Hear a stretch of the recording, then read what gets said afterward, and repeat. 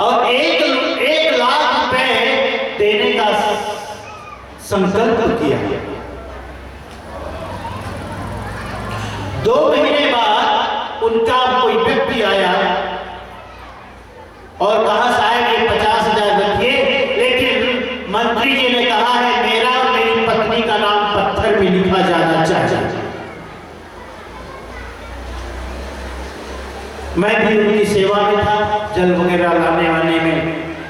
साहब मुझे बहुत मानते थे, मुझे भीतर बुलाया, कहते हैं नाम लेकर, अरे भाई ये बताओ कि 50,000 रुपया दे रहा है, वो कहता है मेरा नाम लिखना चाहिए पत्थर में, मेरा भी मेरी पत्नी का।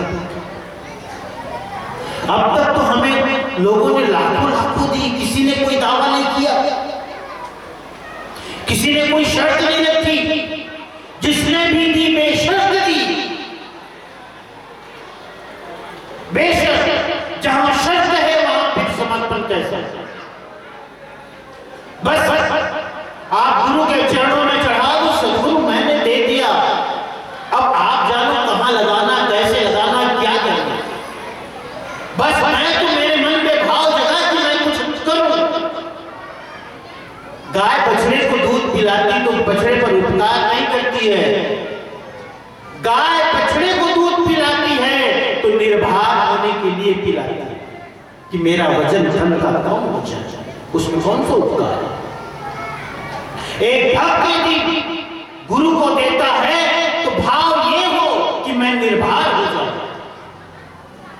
अगर ये भाव है कि मैं आप पर एहसान कर रहा हूं तो वो दान नहीं है, वो भेंट नहीं है। साहब ने कहा कि नहीं जी मुझे तो अच्छा नहीं लग रहा, ये शर्त नहीं, बेशर्त देना हो तो दो, कोई दावा नहीं, कोई बंधन नहीं। रही बात लिखने ना लिखने की, वो मत छोड़ो। साहब ने कहा भैया ऐसा है, मंत्री जी को स्वयं भेजना और एक साथ सभी लाना, अभी आधे आधे किस्तों में नहीं। मंत्री जी से कह देना कि जो भी दान करना है एक साथ दे और स्वयं आकर के दे। मुझे लगता है उतने में वो समझ गए होंगे, फिर डबल नहीं आए, दूसरी बात है। तो क्या हुआ? अरे गुरु के पास आए हो तो तुम्हारा भाव हो, जो तुम दे रहे हो उसके प्रति ऐसा भाव हो कि मैं क्या दे रहा हूं, कुछ भी नहीं। यही विशेषता की धर्मदास साहब है। 56 करोड़ की संपत्ति दे करके भी उनमें तनिक अभिमान नहीं, घमंड नहीं। दान का ये भाव होना चाहिए, दान करो तो इस भाव से करो, आपके अंदर देने का अहंकार न जगे। लेकिन देने का भी अहंकार जगता है भाई, मैं आपको बताऊं, इस संसार में देने का भी अहंकार जगता है। बहुत से लोगों को तो भक्ति का ही अहंकार जगता है, भक्ति भी करते हैं तो अहंकार के लिए, अहंकार के पोषण के लिए, मैं के पोषण के लिए। दान भी करते हैं तो मैं के पोषण के लिए, मैं और जितना बड़ा हो जाए। भक्ति भी, ज्ञान भी, दान भी।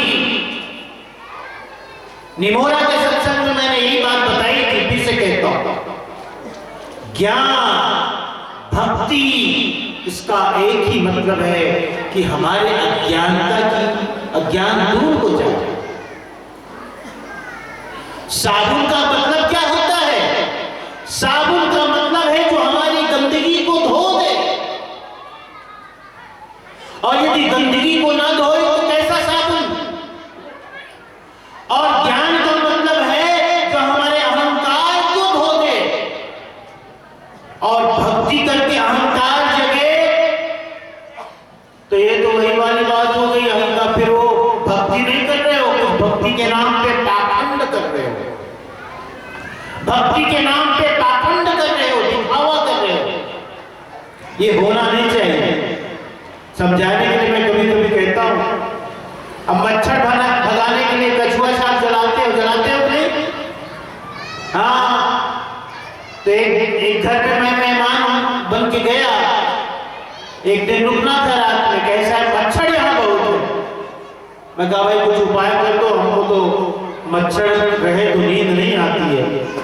हाँ, मच्छर और गर्मी दो चीजों से हमें नींद नहीं आती, नींद टूट जाती है भाई। कुछ व्यवस्था करो। कोई चिंता नहीं करना साहेब, कछुआ छाप जला देंगे, सब मच्छर भाग जाएगा।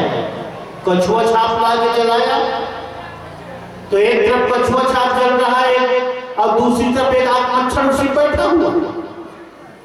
मैं आगे भगत को दिखाया, भैया तुम कहते हैं कछुआ छाप तो भगाता है, अबे तो उसको कोने में बैठा हुआ है, तुम इतरा रहा है, मजाक कर रहा है उसका, ले भगा। अब बताओ, जो भगाने का काम करती है दवाई, उसी दवाई पे कोई बैठे तो उसका तो मजाक बनाना हुआ ना। ऐसे ही मैं कहता हूं, भक्ति आपके जीवन में है तो अहंकार नहीं होना चाहिए, और अहंकार है तो भक्ति नहीं है। माना दोनों एक साथ कभी हो नहीं सकता। साहब ऐसे ने कहा, जब मैं था तब हरि नहीं, अब हरि है मैं नहीं। जब मैं था तब हरि नहीं, अब हरि है मैं नहीं। प्रेम गली अति सांकरी, कामे दो न समान। प्रेम का मार्ग इतना सकरा है कि वहां दोनों एक साथ नहीं आ सकते। या तो अहंकार ही जाएगा या तो गुरु ही आएगा। गुरु, सदगुरु और मैं दोनों एक साथ नहीं हो सकते।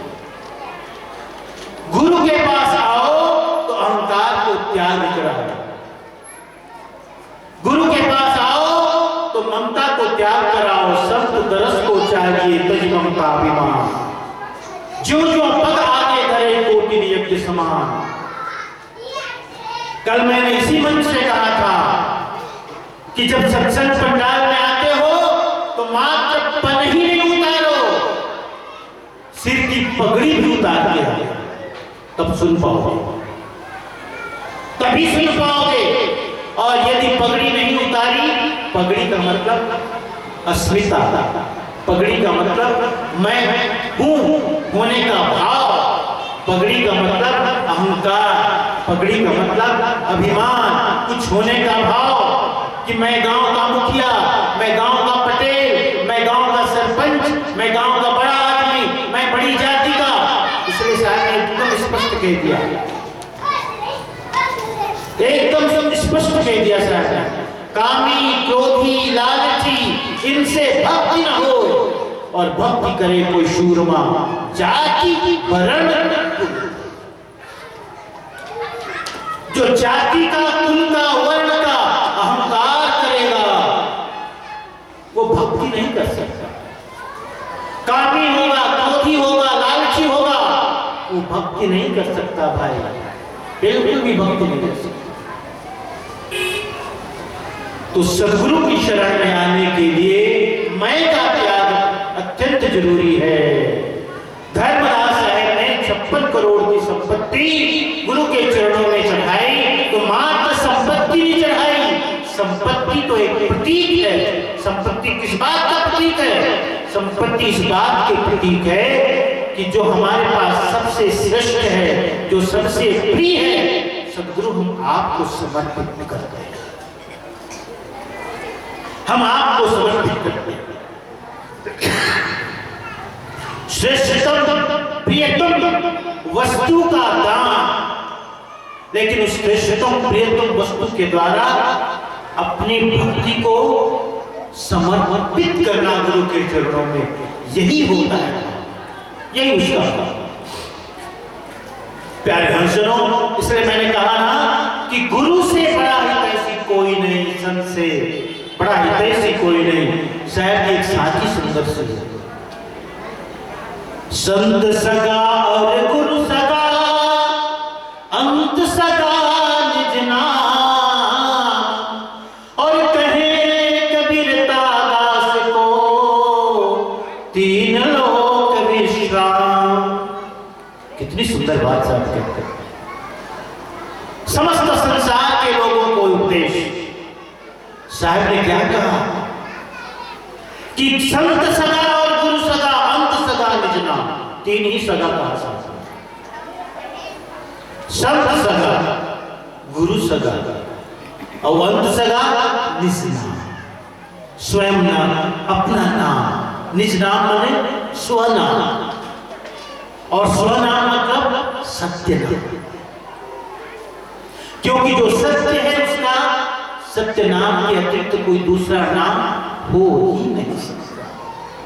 जो त्रिकाला बाधित है, जो शुद्ध बुद्ध चैतन्य है, जो अविनाशी है, जो अनश्वर है, उसका सत्य नाम के अतिरिक्त कोई दूसरा नाम नहीं हो सकता।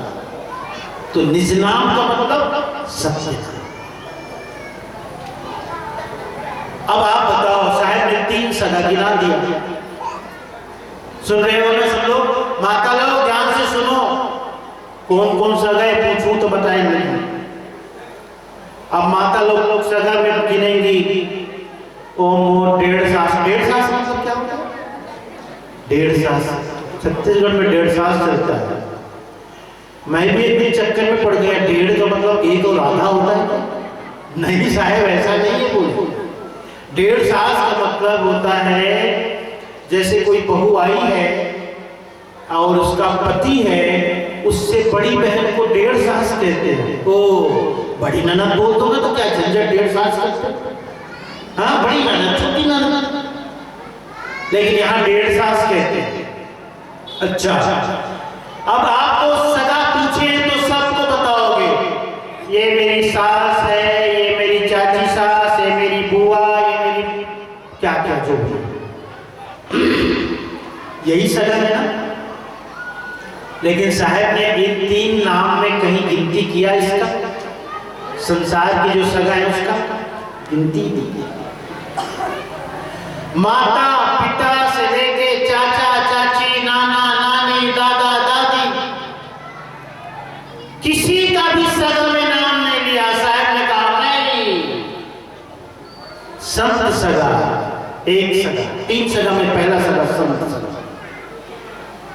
क्योंकि सगा का मतलब अपना, सगा का मतलब निज, स्वयं का। और इस जगत में अपना क्या है? विचार करो, चिंतन करो, क्या है अपना? बोलो, किसे अपना कहते हैं? साहब ने स्पष्ट निर्णय कर दिया।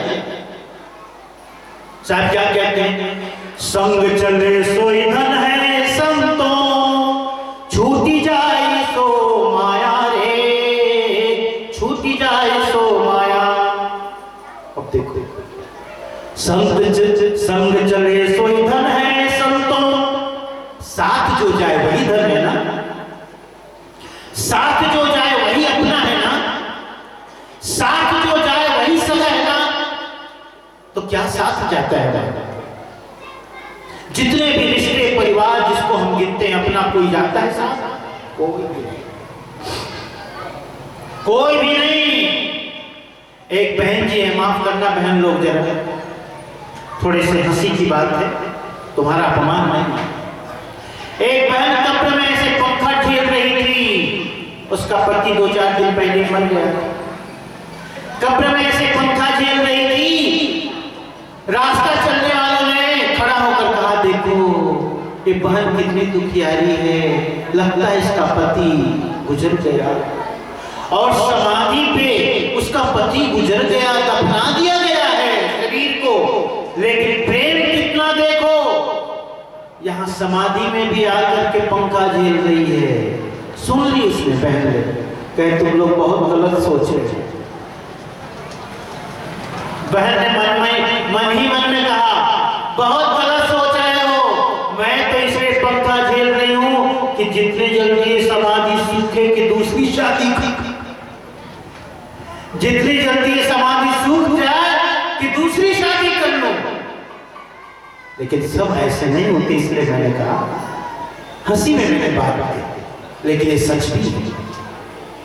ऐसा मत समझना, पुरुष भी ऐसे हैं, पुरुष भी ऐसे हैं, स्त्री मात्र ऐसे हो ऐसा नहीं है इस संसार में। और मैं तो कहता हूं माताएं ज्यादा समर्पित, माताएं ज्यादा निष्ठावान होती हैं, माताएं ज्यादा विश्वसनीय होती हैं पुरुष की तुलना में, क्योंकि नारी का प्रेम समर्पण का है। नारी उसी से प्रेम करती जिस पर उसको भरोसा जाता है, लेकिन पुरुष का प्रेम ऊपरी होता है, नारी का प्रेम भीतर का होता है। नारी किसी से प्रेम करती है तो मात्र शरीर से प्रेम नहीं करती, आत्मा से प्रेम करती है, लेकिन पुरुष अधिकतर शरीर से प्रेम करते हैं, आत्मा से प्रेम नहीं करते। लेकिन इसमें भी अपवाद है। मैं जिसकी बात कह रहा हूं वो अधिकतर लोगों की बात कह रहा हूं। माताओं में भी अपवाद है, पुरुषों में भी अपवाद, पुरुषों में भी।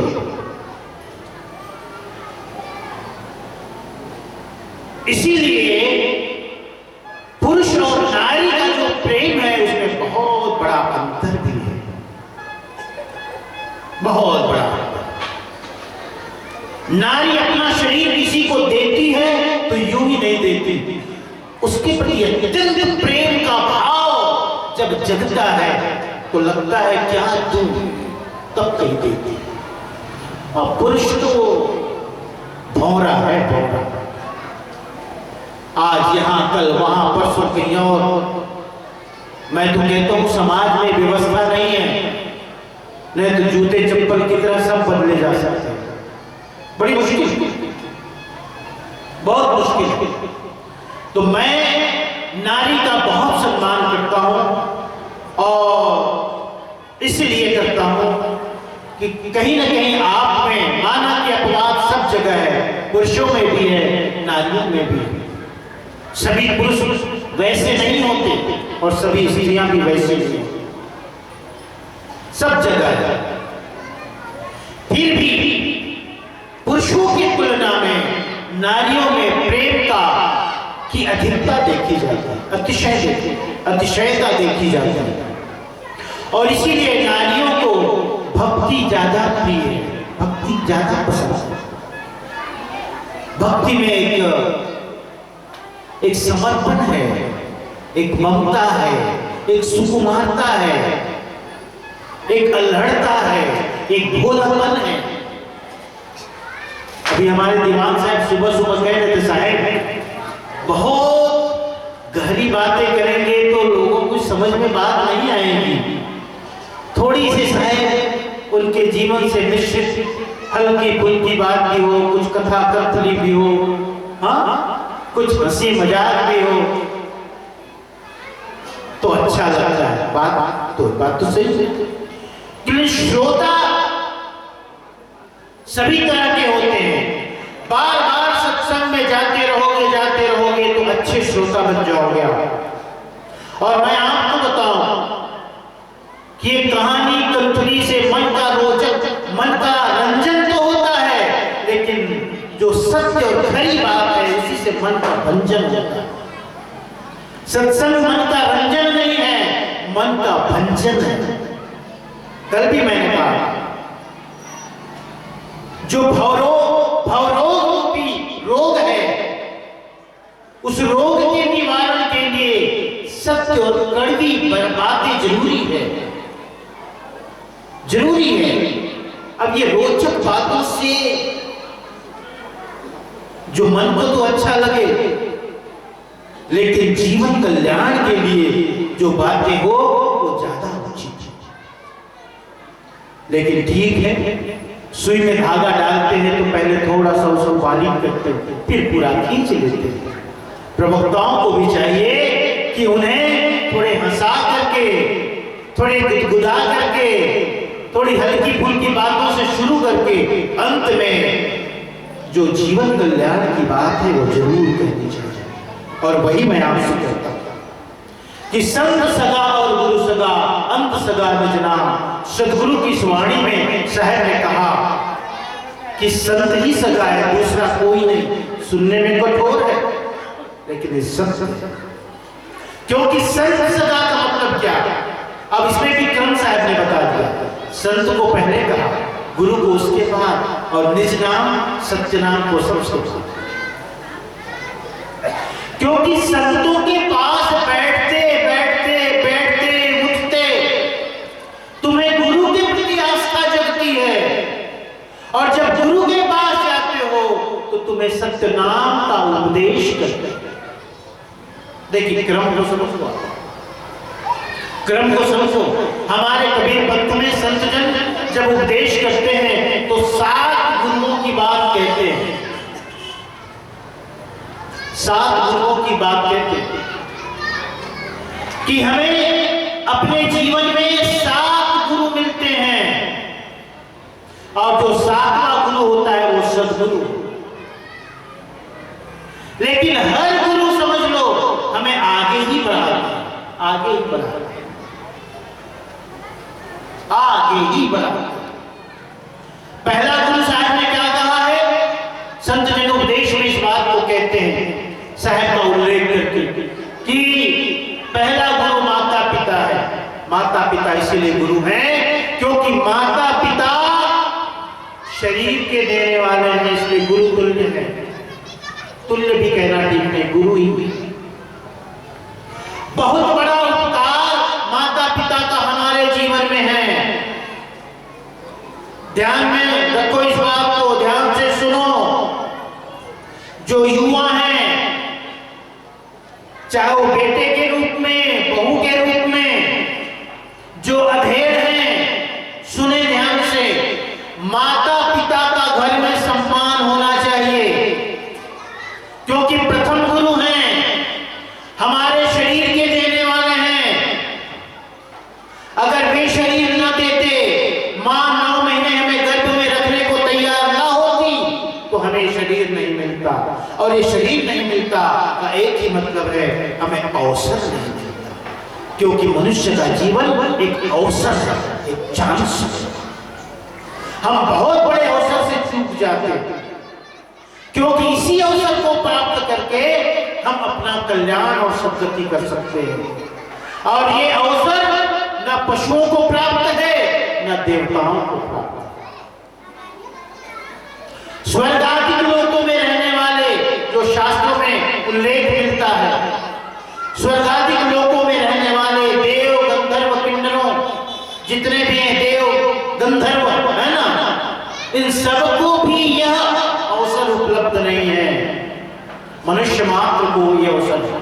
यह अवसर किसने दिया? माता और पिता। इसलिए माता पिता का सदा आदर करो। बहुओं ध्यान से सुन लो, आज जो तुम करोगी कल वही पाओगी। अगर आज तुमने अपने सास ससुर माता पिता के प्रति नेक व्यवहार नहीं किया, तो उम्मीद बिल्कुल मत रखना कि जब तुम दादा दादी बनोगे, जब तुम दादी बनोगी, बूढ़ी सास बनोगी, सास बनोगी, तो तुम्हें सुख मिले, आदर मिले, सम्मान मिले। अगर तुम्हें अंतिम समय में सेवा चाहिए, सम्मान चाहिए, आदर चाहिए, अभी से शुरुआत कर दो, अभी से। बिल्कुल गणित है ये हिसाब, गणित का। जैसे गणित में 2 और 2 4 होता है, ऐसे ये हिसाब है। आज तुम करोगे वही कल पाओगे। बेटों के लिए भी उपदेश है, आज जो तुम करोगे कल वही पाओगे। आज जो तुम करोगे वो कल पाओगे। सब लिखा जा रहा है, सारा हिसाब लिखा जा रहा है। इसलिए माता पिता प्रथम गुरु साहब ने कहा, क्योंकि उन्होंने अवसर दिया इस संसार में आने का। अब इसके बाद धन दिया कि नहीं दिया, मकान दिया कि नहीं दिया, ये तुम पर निर्भर करता है। ये बड़ी बात नहीं है। कभी इसने माता पिता से इसकी शिकायत नहीं करना कि कहां तुमने पैदा कर दिया, कुछ भी नहीं दिया, ना पढ़ाया, ना लिखाया, ना धन संपत्ति मकान नहीं। भागवत की एक कथा आती है कि नाभा करके कोई बड़ा भक्त था, माता पिता का संस्कारी पुत्र था, पढ़ने के लिए काशी गया। आया तो उसके भाइयों ने सारी संपत्ति बांट ली। नाभा ने कहा, मेरे हिस्सा में क्या आया? भाइयों ने मजाक करते हुए, हंसते हुए, चिढ़ाते हुए कहा, अरे वो देख वो बूढ़ी माँ तुम्हारे हिस्से में गई। सबके सब हंसने लगे। नाभा ने कहा, मेरे हिस्से में माँ आई, कोई बात नहीं। और सारी संपत्ति भाइयों ने बांट ली। माँ को नाभादास को दे दिया, ना कोई मकान ना कोई संपत्ति। लेकिन नाभादास ने माँ की इतनी सेवा की, इतनी सेवा की, इतनी सेवा की कि जाते जाते माँ आशीर्वाद देके गई, बेटा तुम धन धान्य से परिपूर्ण हो जाना।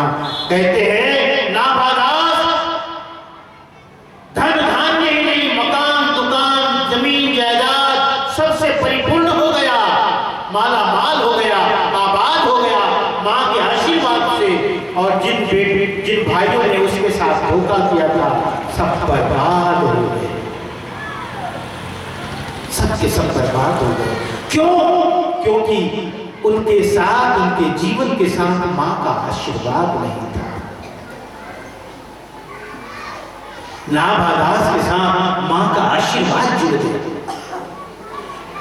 इसलिए माता पिता के मुख से आह न निकले, इसका ख्याल रखना। सब लोगों से कह देता हूं, आह जल्दी निकलती भी नहीं। पुत्र कितना भी दुष्ट हो, पुत्र कितना भी पापी हो, अत्याचारी हो, शराबी कबाबी हो, लेकिन माता पिता के मुख से हमेशा उसके लिए दुआ निकलती है, बद्दुआ नहीं। लेकिन माता पिता को यदि तुमने बहुत ही कष्ट दिया, इतना कष्ट दिया, इतना कष्ट दिया कि उनके मुख से कहीं आह निकल गई, बद्दुआ निकल गई, तो याद रखना फिर तुम बच तो सकते ही। वो आह नहीं है, वो उनके मुख से निकली हुई आग है। आग तुम्हें बस जला देगा। इसलिए माता पिता की आंखों में तुम्हारे कारण आंसू आए, ये कभी ऐसा काम मत कर। माता पिता प्रथम गुरु साहब ने कहा, इसलिए वंदनीय आदरणीय, उसके ऋण से कभी हम ऋणी नहीं हो सकते। दूसरा गुरु साहब ने कहा, जो सेवा करने आती है जन्म के समय, थोड़ा जल्दी को समय हो जाए। दूसरा गुरु कौन है? वो जो सेवा करने आती है, जिसको दाई भी कहते हैं। हम अपने छत्तीसगढ़ में तो माँ को ही दाई कहते हैं, है ना? और काशी तरफ जाओ तो दाई बने मिडवाइफ, अंग्रेजी में जिसको कहते हैं। और महाराष्ट्र में जाओ तो आई कहते हैं, है ना? महाराष्ट्र में आई और छत्तीसगढ़ में दाई और यूपी में माई उत्तर प्रदेश में माई बोलते हैं, छत्तीसगढ़ में दाई बोलते हैं और महाराष्ट्र में आई बोलते हैं। कोई बात नहीं, हाँ? माँ तो माँ है, माँ जैसी इस दुनिया में कोई भी। शास्त्र में इतना वर्णन है माता पिता के संदर्भ में। कहते हैं कि 10 उपाध्याय के बराबर एक आचार्य होता है, 100 आचार्य के बराबर एक पिता होता है, और 1000 पिता के बराबर एक माँ होती है। सोचो कितनी बड़ी महिमा है माँ, है ना? तो माँ का आशीर्वाद मिले, माँ का की दुआ मिले, माँ की वाह मिले। आह नहीं, वाह, वाह बेटा वाह, तुमने कमाल किया, वाह बेटा वाह। माँ के मुख से निकले, पिता के मुख से निकले, समझ लो तुमको सब कुछ दे दिया। दूसरी माँ, दूसरी गुरु होती है दाई, सेवा करने वाली जन्म के समय। तीसरे गुरु होते हैं जो हमारा नाम रखते हैं, रामायण वायन करा के जो नाम रखते हैं, नामकरण। अब तो नामकरण का भी ट्रेंड बदल गया, परिपाटी बदल गई परिपाटी। पहले गरीबी भी थी, अब तो बड़े से बड़ा आयोजन करते हैं। देखो अरुण कुमार जी के सारे परिवार के लोग आए हैं, योगेश, अरुण कुमार की पत्नी, योगेश की पत्नी, सब लोग आए हैं। और भी तो लाखों खर्च करती है, नामकरण के लिए, है ना? लेकिन पहले रामायण करके नाम रख देते थे, पंचांग लेते थे। तो नाम रखने वाले तीसरे गुरु, चौथे गुरु कौन? जो पाठशाला में क ख ग सिखाए, 1 2 3 4 की गिनती सिखाए, वो चौथे गुरु।